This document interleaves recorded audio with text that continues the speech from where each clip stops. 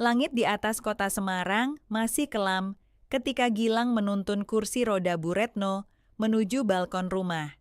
Udara pagi yang dingin menyentuh kulit, membawa aroma hujan semalam. Perempuan itu diam, matanya menerawang jauh, seakan mencari sesuatu yang hilang dalam hidupnya. Gilang, menantu yang setia merawatnya, berdiri di belakangnya dengan perasaan yang sulit ia definisikan. Ada sesuatu dalam cara Bu Retno memandangnya akhir-akhir ini, sesuatu yang seharusnya tak pernah ada. Gilang Wicaksono, 27 tahun, seorang pria yang menikahi anak perempuan satu-satunya Bu Retno. Ia berasal dari keluarga sederhana, pekerja keras, dan sejak pernikahannya, ia mengabdi penuh untuk keluarga mertuanya. Namun, pernikahan yang dijalaninya ternyata penuh luka dan jarak. Retno Wijayanti, 46 tahun, ibu mertua Gilang, seorang perempuan anggun yang dulunya terkenal sebagai pengusaha sukses di Semarang. Namun, kecelakaan 2 tahun lalu membuatnya lumpuh dari pinggang ke bawah, mengubah hidupnya menjadi penuh kesunyian dan keputusasaan. Raras, 25 tahun, istri Gilang, anak satu-satunya Bu Retno. Wanita yang sibuk dengan pekerjaannya dan semakin lama semakin menjauh dari suaminya. Pernikahannya dengan Gilang sudah terasa hambar. Pak Broto, alma temudau, suami Bu Retno yang meninggal 5 tahun lalu, meninggalkan kekosongan besar dalam hidupnya. Pagi itu, saat udara Semarang masih berkabut, Gilang menyiapkan teh hangat untuk Bu Retno seperti biasa. Wanita itu hanya menatapnya dalam diam saat ia menyerahkan cangkir. Jemari mereka bersentuhan, dan entah kenapa sentuhan itu terasa lebih lama dari yang seharusnya. "Sampai kapan kamu akan terus begini, Gilang?" Suara Bu Retno pelan. "Ada luka di sana." "Maksud ibu?" "Raras, dia tak lagi peduli padamu, kan?" Gilang tak menjawab. Ia tahu benar betapa jauhnya jarak antara dirinya dan istrinya. Namun, ia tak berani mengucapkannya. Bu Retno tersenyum kecil, pahit. "Jangan pura-pura, Gilang. Ibu bisa melihatnya. Kamu kesepian." Seharusnya saat itu Gilang menjauh. Seharusnya ia mengalihkan pembicaraan. Tapi tatapan Bu Retno terasa seperti perangkap yang menariknya lebih dalam. Ada sesuatu di sana, sebuah pemahaman yang menggetarkan dadanya. Dan hari itu menjadi awal dari sesuatu yang tak seharusnya terjadi. Hari demi hari berlalu dan hubungan antara Gilang dan Bu Retno semakin tidak bisa dijelaskan. Perasaan yang awalnya hanya berupa perhatian dan rasa kasihan mulai berubah menjadi sesuatu yang lebih kompleks, lebih menggoda. Bu Retno, dengan segala kelemahan fisiknya, tampak lebih kuat dalam pikiran dan perasaan. Matanya yang sering terlihat kosong, kini menyiratkan keinginan yang lebih dari sekadar percakapan ringan. Gilang berusaha menahan diri, berusaha untuk tetap menjaga jarak yang benar. Namun, setiap kali ia membantu Bu Retno untuk bergerak atau mengantarkannya ke kamar, ada sensasi aneh yang membuatnya semakin sulit untuk mengabaikan tatapan itu. Satu malam, saat Raras sedang bekerja lembur dan meninggalkan mereka berdua di rumah, Gilang memberanikan diri untuk menemaninya menonton televisi di ruang tamu. Bu Retno duduk di kursi roda dengan tubuh yang terbungkus selimut. Tampak lelah namun ingin berbicara. "Raras tidak pernah mengerti kamu, kan?" katanya perlahan. Suaranya seakan penuh dengan pengertian. Gilang menunduk, tidak bisa menjawab. Ia merasa cemas dan canggung, namun juga tak bisa menghindari kenyataan bahwa kata-kata Bu Retno itu seperti pisau yang mengiris hatinya. Bu Retno selalu tahu kapan ia merasa terasingkan, kapan ia merasa tidak dipedulikan. "Ibu merasa seperti beban bagimu," lanjut Bu Retno, suaranya lebih lembut. "Padahal kamu tak pernah mengeluh, tapi kamu juga butuh seseorang, kan?" Gilang menatap Bu Retno dan matanya menemukan sesuatu yang sulit ia tangkap. Ada kesedihan di sana, tetapi juga ada kedalaman yang tak ia mengerti. Tak ada yang tahu betapa beratnya memikul semua ini, gumam Bu Retno, matanya tiba-tiba memerah. Tak ada yang tahu, kecuali kamu, Gilang. Pada saat itu, Gilang merasa sebuah dorongan tak tertahankan untuk mendekat, untuk memberikan penghiburan yang lebih dari sekadar kata-kata. Namun, ia tahu itu salah. Mereka berdua tahu bahwa hubungan mereka tak seharusnya berkembang menjadi seperti ini. Tapi, bagaimana bisa menahan diri saat perasaan semakin membingungkan? Bulan-bulan berikutnya menjadi semakin sulit. Gilang merasa hatinya terbelah. Ia merawat Bu Retno dengan sepenuh hati, membantu segala kebutuhan sehari-harinya, mulai dari memandikan, memberi makan, hingga mengatur rutinitasnya. Setiap kali ia menyentuh tubuh Bu Retno untuk membantu, ia merasa ada percikan listrik di antara mereka, sesuatu yang membuatnya ingin lebih dekat lagi. Namun, dalam diam, Gilang juga merasa bersalah. Ia tahu bahwa ia berada di ambang jurang yang dalam, sebuah jalan yang jika ia pilih, tak akan ada jalan kembali. Suatu malam, setelah Gilang selesai merawat Bu Retno, ia duduk di sebelahnya di kursi roda, mencoba menghindari tatapan mata yang tajam dan penuh makna itu. Bu Retno menoleh perlahan, dan dengan suara serak ia berkata, "Kenapa kamu selalu menghindari aku, Gilang?" Gilang terdiam. Ia ingin menjawab, ingin mengatakan bahwa itu karena ia merasa bersalah, merasa terjebak dalam hubungan yang tak seharusnya. Namun, kata-kata itu tak keluar. Ia hanya bisa menatap Bu Retno dengan perasaan yang semakin kacau. "Aku tahu kamu merasa kesepian," lanjut Bu Retno, suaranya semakin lembut. "Aku tahu, kamu butuh seseorang yang mengerti. Aku bisa mengerti kamu, Gilang. Aku selalu mengerti." Itulah saat ketika perasaan Gilang benar-benar kehilangan arah. Ia merasa tergoda, dipahami dengan cara yang tidak pernah ia rasakan sebelumnya. Ia ingin melawan, namun setiap kali ia melihat Bu Retno, ia merasa dirinya lebih hilang. Malam itu, Gilang dan Bu Retno berbicara lebih lama dari biasanya. Semua penghalang yang sebelumnya ada, semua aturan yang ada dalam hatinya, mulai runtuh. Mereka berbicara tentang perasaan, tentang kehilangan, tentang bagaimana hidup mereka berubah dalam sekejap mata. Bu Retno membuka dirinya, mengungkapkan kerinduan yang selama ini terpendam, kerinduan akan kehangatan yang hilang sejak suaminya meninggal. Gilang pun berbicara, meski kata-katanya terasa tersendat. Ia mengakui bahwa ia merasa kesepian, bahwa pernikahannya dengan Raras terasa semakin hambar dan jauh. Ia mengungkapkan betapa ia merasa terabaikan dan bagaimana ia tak tahu lagi harus berbuat apa untuk memperbaiki segalanya. Tapi ketika percakapan itu berlanjut, keduanya mulai merasakan ketegangan yang tak terucapkan, sesuatu yang lebih dari sekadar empati atau kasih sayang. Itu adalah dorongan yang tak bisa dikendalikan, sebuah tarikan yang datang dari dalam diri mereka berdua. Saat Bu Retno mengangkat tangannya untuk menyentuh pipi Gilang, sentuhan itu terasa seakan dunia berhenti sejenak. Gilang menatap matanya, dan untuk pertama kalinya, ia merasakan ketakutan yang mendalam, takut jika ia membiarkan dirinya jatuh lebih dalam, jika ia menyerah pada perasaan yang tak bisa dijelaskan.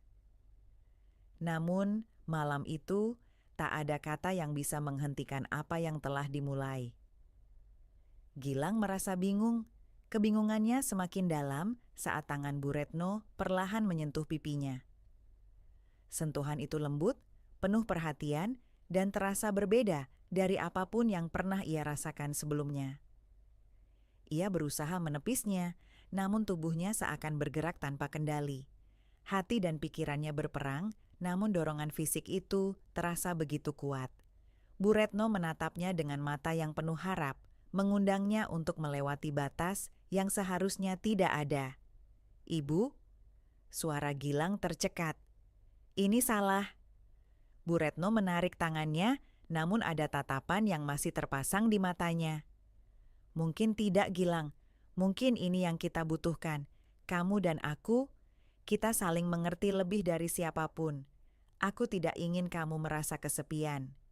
Gilang berdiri, berjalan menjauh dengan langkah yang cepat, berusaha menenangkan dirinya. Hatinya berdegup keras dan pikirannya kacau balau. Ia tahu ini adalah garis yang tak seharusnya mereka lewati. Mereka berdua tahu itu. Tapi bagaimana menjelaskan perasaan yang terpendam selama ini?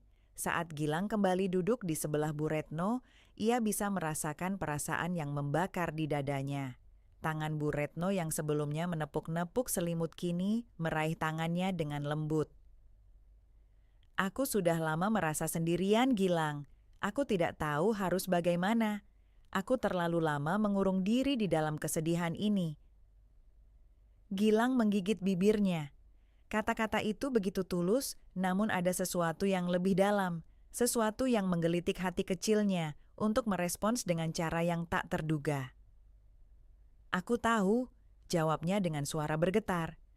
Aku juga merasa sama, aku merasa hilang, Bu. Di antara kekosongan itu, mereka berdua saling mendekat. Tidak ada kata yang bisa menggambarkan perasaan mereka. Gilang merasa terjebak dalam dilema besar. Ia sudah menikah dengan Raras, namun perasaan terhadap Bu Retno seperti api yang terus membakar. Itu bukan sekadar fisik, itu adalah ikatan yang lebih dalam, yang tak bisa disangkal oleh logika. Beberapa hari setelah malam itu, hubungan mereka semakin terjalin dengan cara yang sulit dipahami.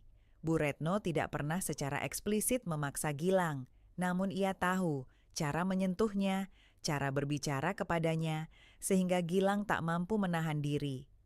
Bu Retno merasa bahwa inilah cara untuk mengisi kekosongan yang telah lama menggerogoti hidupnya. Ia merasa dilihat dan dipahami, tidak hanya oleh seorang perawat atau anak, tetapi oleh seorang pria yang juga merasakan kesepian yang sama. Sementara itu, Rara semakin sibuk dengan pekerjaannya. Ia jarang di rumah, dan semakin sedikit perhatian yang ia berikan kepada Gilang. Ketika Raras pulang, ia hanya melewati Gilang dengan ucapan basa-basi, merasa lelah dan tidak peduli dengan apa yang terjadi di rumah. Gilang merasa seperti orang asing dalam pernikahannya sendiri. Ia merasa semakin terasing dari istrinya, dan kedekatannya dengan Bu Retno seolah memberi sedikit kenyamanan dalam kehidupannya yang semakin rumit.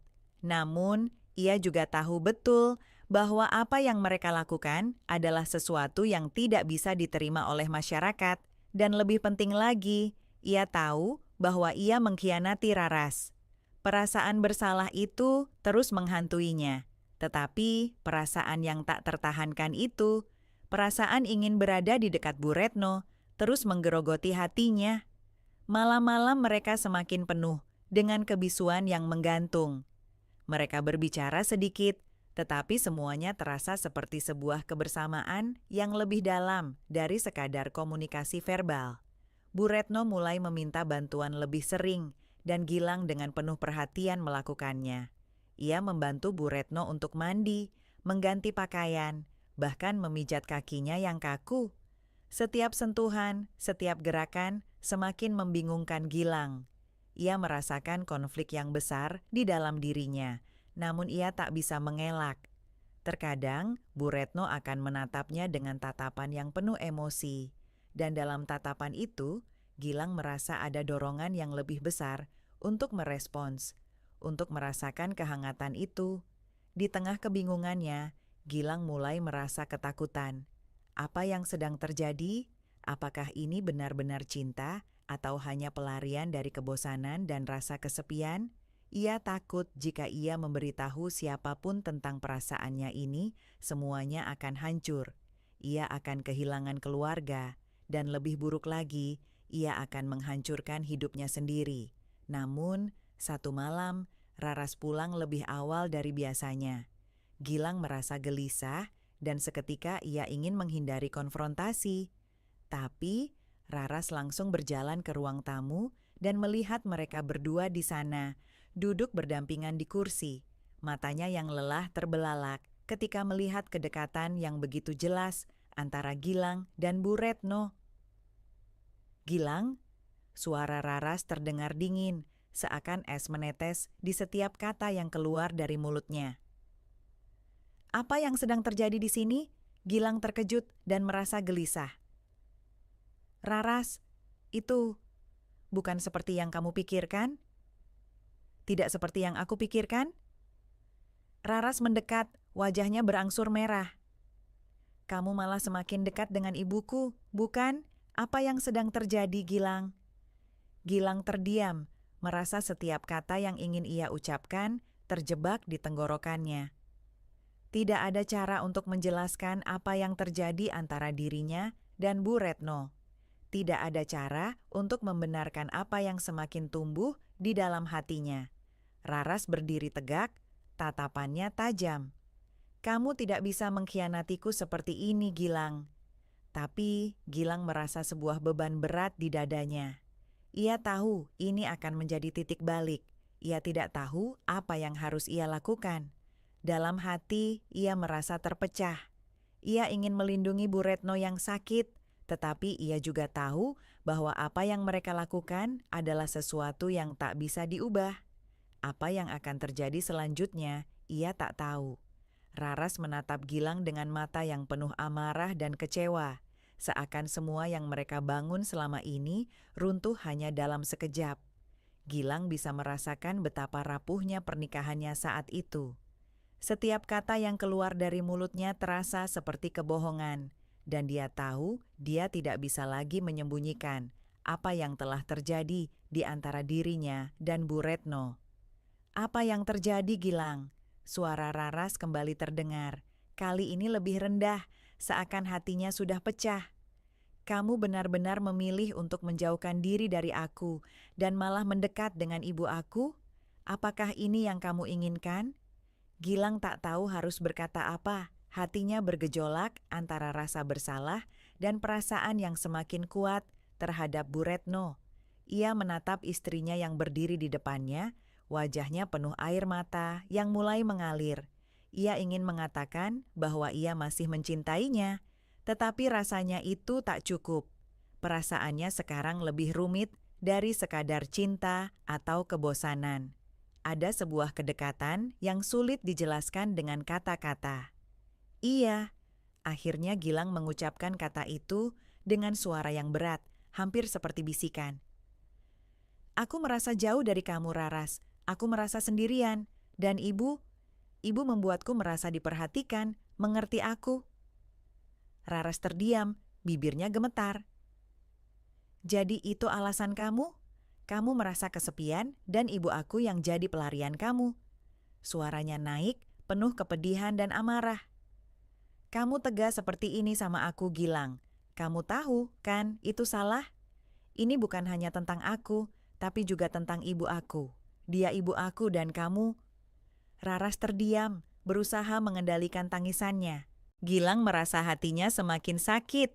Dia melihat Raras, wanita yang ia nikahi, yang dulu penuh semangat dan penuh cinta, kini hancur di depannya. Raras bukan hanya istri baginya, dia juga sahabat, seseorang yang selalu mendukungnya. Tapi rasa kesepian dan kekosongan yang ia rasakan belakangan ini membuatnya merasa terperangkap dalam hidup yang bukan lagi miliknya. Ia terjebak dalam perasaan yang rumit, yang seharusnya tak pernah ia biarkan berkembang. Dan Bu Retno, dengan segala kelemahannya, telah memberi rasa yang tak pernah ia dapatkan di rumah tangganya. Aku minta maaf, Raras, kata Gilang, suaranya penuh penyesalan. Aku tidak bermaksud menyakiti kamu. Aku tidak tahu bagaimana harus menghadapinya. Raras terisak, tidak bisa lagi menahan emosinya. Aku tak tahu harus bagaimana lagi, Gilang. Aku merasa seperti aku bukan lagi istri kamu. Sejak kecelakaan ibu, semuanya berubah. Kamu lebih sering di samping ibu daripada aku. Aku merasa seperti kamu sudah tidak peduli padaku lagi. Gilang ingin mengatakan sesuatu yang bisa memperbaiki keadaan, tetapi kata-kata itu terasa kosong. Apa yang bisa ia katakan untuk mengembalikan waktu? Apa yang bisa ia katakan untuk menghapus perasaan bersalahnya? Namun, seiring berjalannya waktu, sesuatu dalam dirinya bergejolak. Ia harus membuat keputusan dan itu adalah keputusan yang akan mengubah hidupnya selamanya. Ia menatap Raras dengan perasaan yang semakin berat. Aku rasa kita perlu waktu, Raras, ucapnya perlahan. Aku perlu waktu untuk memikirkan semuanya. Raras menatapnya dengan mata yang penuh kebingungan, marah, dan terluka. Apa maksud kamu? Kamu pikir aku bisa menunggu lebih lama? Apakah kamu masih menganggap kita bisa memperbaiki ini? Gilang merasakan keputusasaan itu merayap ke dalam dirinya. Ia tahu bahwa kata-kata ini mungkin akan menjadi yang terakhir kali ia berbicara seperti ini dengan Raras, dan rasa bersalah itu semakin menggerogoti hatinya. Namun, ia juga tahu bahwa ia harus menghadapi kenyataan ini, apapun konsekuensinya. Aku tidak tahu, Raras. Aku tidak tahu apa yang harus aku lakukan lagi. Raras berdiri diam tanpa berkata-kata, lalu berbalik dan pergi meninggalkan Gilang sendirian di ruang tamu. Gilang merasakan berat di dadanya, seakan-akan dunia tiba-tiba berputar lebih cepat, membawanya ke dalam jurang yang dalam. Ia tahu bahwa Raras mungkin tidak akan pernah kembali lagi ke pelukannya setelah ini. Namun, hatinya masih terbelah. Ia tahu perasaan yang tumbuh di dalam dirinya untuk Bu Retno bukanlah sesuatu yang bisa diabaikan begitu saja. Ada kebingungan yang semakin dalam tentang siapa yang sebenarnya ia inginkan. Apakah itu istri yang dulu ia cintai? Ataukah seseorang yang sekarang lebih sering mengisi kekosongan hatinya? Seseorang yang bisa memahami rasa kesepiannya. Keputusan untuk menjauh dari Raras bukanlah hal yang mudah, dan untuk menjalin hubungan yang lebih dekat dengan Bu Retno, Gilang tahu ia harus menanggung konsekuensinya. Setiap langkah yang ia ambil akan membuatnya semakin terperangkap dalam labirin perasaan yang tak bisa ia jelaskan. Namun, ia juga merasa di sisi lain ada bagian dari dirinya yang tak bisa lagi mengabaikan perasaan itu. Saat malam tiba, Gilang kembali ke kamar mereka, di mana Raras sudah tidak ada. Semua barangnya masih ada, tetapi ruangan itu terasa kosong, begitu hening. Ia menatap tempat tidur mereka yang kini hanya tinggal kenangan. Dan untuk pertama kalinya dalam beberapa bulan terakhir, Gilang merasa bahwa rumah ini bukan lagi tempat yang nyaman untuknya. Di sisi lain rumah, Bu Retno menunggunya dengan sabar. Ia sudah lama merasakan ketegangan antara mereka berdua, tetapi ia tak pernah menuntut lebih. Ia tahu Gilang berada dalam dilema yang besar. Ia tahu bahwa apa yang mereka jalani adalah jalan yang penuh dengan rintangan. Namun perasaan itu semakin kuat dan Bu Retno tak bisa menahan dirinya. Pada malam itu, Gilang berdiri di ambang pintu kamar Bu Retno, melihat wanita itu duduk di kursi roda. Menatapnya dengan tatapan penuh harapan. Ada sesuatu dalam tatapan itu yang mengundang. Sesuatu yang membakar keinginan dan menuntut sesuatu yang lebih. Gilang menutup mata sejenak, merasakan berat keputusan yang harus ia ambil. Ini adalah titik di mana ia harus memilih antara kembali kepada kehidupan yang pernah ia miliki atau melangkah lebih jauh, lebih dalam ke dunia yang baru yang penuh dengan perasaan yang terlarang dan penuh risiko. Namun, satu hal yang ia tahu pasti, hidupnya tidak akan pernah sama lagi setelah malam ini. Pagi berikutnya, Gilang bangun dengan perasaan kosong. Semua yang terjadi semalam berputar di kepalanya. Percakapan dengan Raras, tatapan Bu Retno yang penuh harap, dan perasaan yang semakin mengarah ke jurang yang tak bisa ia hindari. Gilang merasa seperti berada di persimpangan jalan yang berat, di mana setiap pilihan yang ia ambil akan membawa konsekuensi besar. Di ruang tamu, Bu Retno menunggu dengan diam, matanya yang lelah namun penuh harapan, tak lepas dari Gilang. Gilang, suaranya lembut. Kamu sudah memutuskan apa yang ingin kamu lakukan? Gilang merasa sesak di dadanya. Aku ingin menjelaskan semuanya pada Raras. Aku tak bisa terus seperti ini.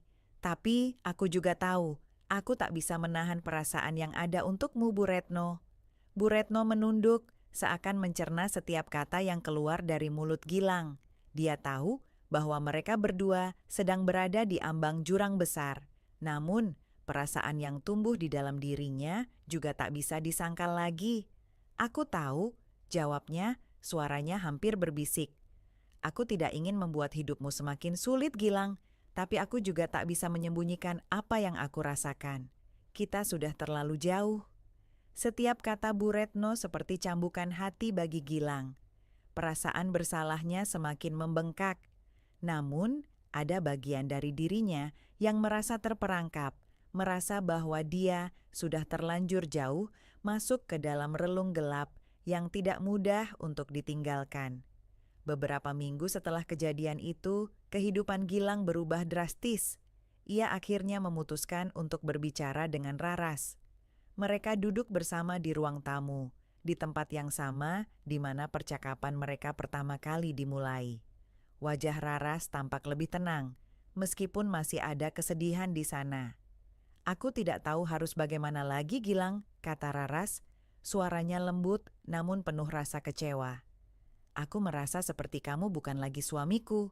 Kamu berubah dan aku tidak bisa mengubahnya." Gilang merasakan berat di dadanya, tetapi ia tahu ia harus menghadapinya. "Aku minta maaf, Raras. Aku sudah membuat kesalahan besar. Aku tidak tahu bagaimana harus menjelaskan ini, tapi aku merasa kita berdua sudah sangat jauh." Raras menatapnya dengan tatapan yang sulit dipahami. "Jadi kamu sudah memilih ya?" tanya Raras, air matanya kembali mengalir. "Ibu aku lebih penting dari aku, kan?"